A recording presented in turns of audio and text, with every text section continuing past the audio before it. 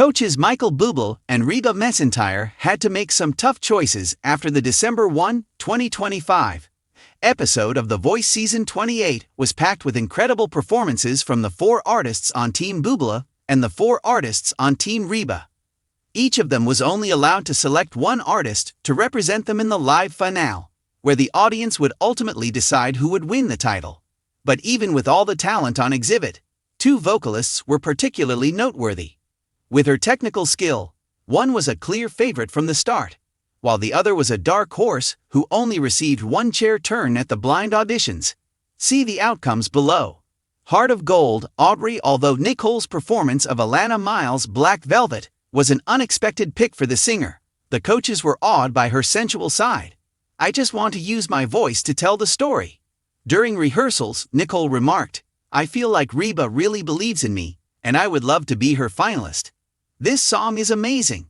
Now, how is Aubrey going to accomplish this? I asked myself, McEntire reflected. Girl, you owned it, she added later. I was astounded, you sang like a pro. You're the ideal package, you're stunning. Nicole no doubt deserves a spot in the live finale, according to coach Niall Horan, who finally granted it to her. Given that this program is dubbed The Voice, Jazz Bold Breakout Diva, Mackenzie has the voice to beat. She gospel-fied Journey's Don't Stop Believing, a tune she claims speaks to her life right now, for her playoffs performance. We're here. I'm pursuing my dream. Don't stop believing is my life's motto.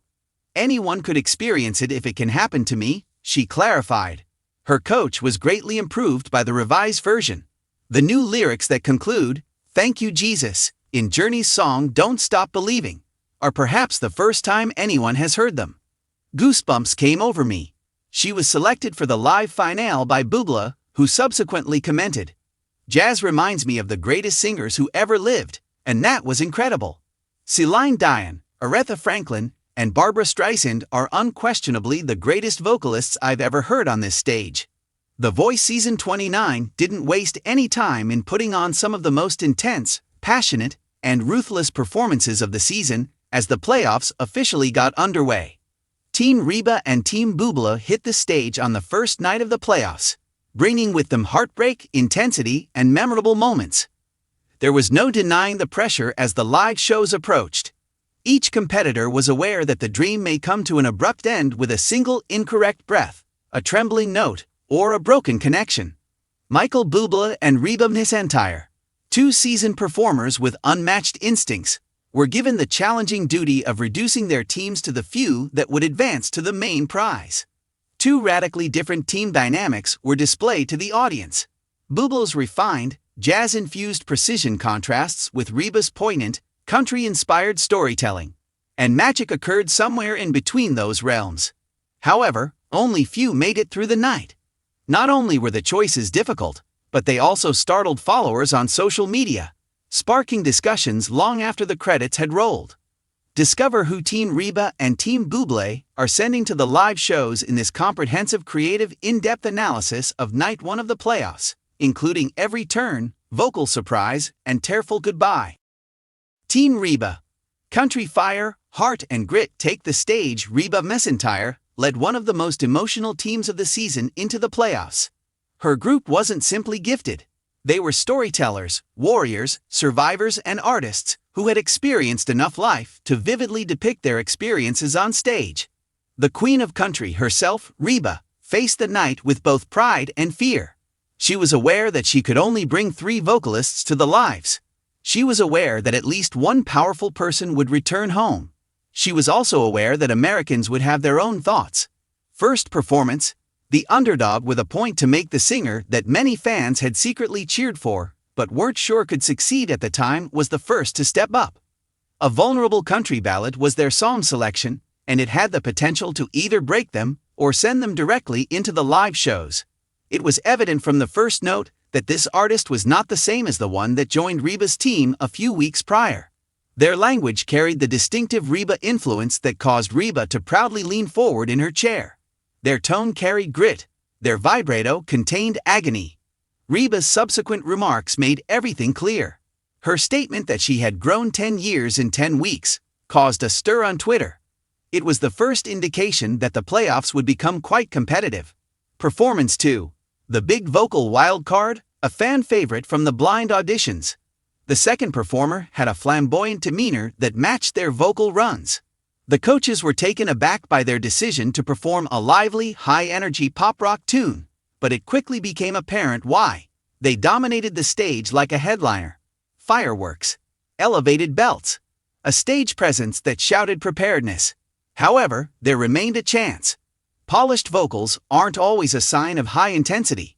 Bublé described the performance as pure electricity, although Reba's expression showed that she was prioritizing artistry above flash, and some moments were wobbly. Performance 3. The rune-breaking emotional powerhouse. The rune fell silent when the third vocalist left. They selected a traditional country heartbreak song that called for complete vulnerability because they are well known for their unvarnished, emotive singing style. It was a storytelling performance rather than just a singing performance. There were tears. The coaches appeared to be shifted. Even Bublé seemed dumbfounded. At the conclusion, Reeba wiped her eyes and muttered, "Lord have mercy." Fans realized that this singer was probably locked in for lives at that particular moment. Performance 4. The expertly managed technician. There is a contender with a technically perfect voice in every season. Pitch clean, seamless changes, no mistakes. However, emotional connection can occasionally be overshadowed by perfection. They gave a flawless, controlled, and airtight performance. Did it, however, affect anyone? Reeba needed to consider it. The coaches applauded and the fans shouted, but the online conversation started right after with the words, "incredible but safe."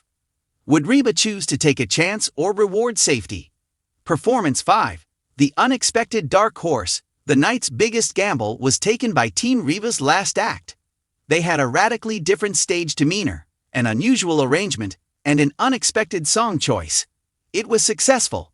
The performance was full of unexpected musical passages, emotionally startling, and vocally rich. The audience responded to Team Reba's last note with the greatest cheer of the evening. Reeba had an issue, as seen by her smile, an excellent problem. Too much skill. Who did Reeba send to lives? Her final choice. Reeba thought for a long time before making her decisions. Fans were startled by the outcomes. Viewers were left in disbelief when two extraordinary talents, the technician and the wild card, were sent home. Many predicted that at least one of them would make it to the final 3. Reeba was making it plain, though, that she was assembling a team with more than simply voices. Team Bublé. Elegant, high stakes, and smooth. Michael Bublé's team was entirely different from Reba's going into the playoffs. His band was stylish, varied in style, and featured a number of singers with a penchant for soul, jazz, and narrative. Bublé's night was about accuracy and charm. If Reba's was about feeling. Fans were unable to wait. Performance 1. The up-and-coming crooner. Team Bublé's opening act selected a jazz standard, which was audacious, daring, and entirely consistent with their identity. They used delicate vocal maneuvers, soft phrases, and buttery tones to demonstrate Bublé's influence. However, some wondered if the performance was too gentle for the intense playoffs. Yes, it was smooth. Remarkable. It was debatable. Performance 2. The biggest genre shifter. Everyone was taken aback when the second competitor sang a pop anthem fit for an arena, completely changing genres. It was loud, strong, and bold in its vocals. Under pressure, a few notes cracked. There was a huge risk, but there was no denying the payoff. The room's energy shifted. Bublé referred to it as fearless. Fans finally got the moment they had been hoping for thanks to this performance. Third performance. The performer with the distinct tone. A vocalist with a unique voice, rich, layered, smoky, appears every season. That competitor was this one. They performed a melancholic acoustic ballad. Nothing extravagant. No background dancers. Only emotion and tone. The audience was startled into silence by the performance. "You remind people why music matters," Bublé said later, speaking gently. "It was like being stuck in a place." Performance 4. The roof-blowing power vocalist. Next up was Team Bublé's participant with the loudest voice. A gigantic power ballad was their song of choice. It was audacious, risky, and technically challenging. They were spot on. Belts flew. Riffs are flawless. Impressed with a competitor who wasn't even on her team. Reba even let out a big cheer. It seemed like the high point of the season. Moving On was an instant favorite for this artist. Performance 5, the unexpected finalist, the storyteller, and the stylist, the final performer came onto the stage with a confident, composed demeanor. Their performance focused on subtlety, depth, and emotional skill, rather than spectacular staging or loud notes. A modern pop song was entirely changed by their rendition, becoming a personal and heartbreaking piece. The crowd leaned in. Bublé appeared profoundly touched. By the end, it was evident that vocal fireworks and emotional resonance were at odds. Michael Bublé's ultimate choice. He sent someone to live. Bublé clearly struggled. He implied in his remarks that he would assemble the team according to what he thought would last, rather than necessarily who had the most impactful performance tonight. He made his selections after a tense silence. Both the crooner and the genre shifter were gifted and memorable, but they ultimately didn't provide Bublé with the guidance he needed for his live show plan. An evening of dangers, gains, and startling removals, it was the type of evening that serves as a reminder to viewers of the reasons The Voice is still the most popular reality show. It's unpredictable, inventive, and intensely emotional content. The stakes are now significantly higher as the live shows draw near. Each of Team Reeba and Team Bublé has 3 strong, varied, and well-selected musicians who advance to the next round. However, the season can only be won by one coach. America can only be won over by a single competitor. And the competition simply became more exciting than ever after a night like this.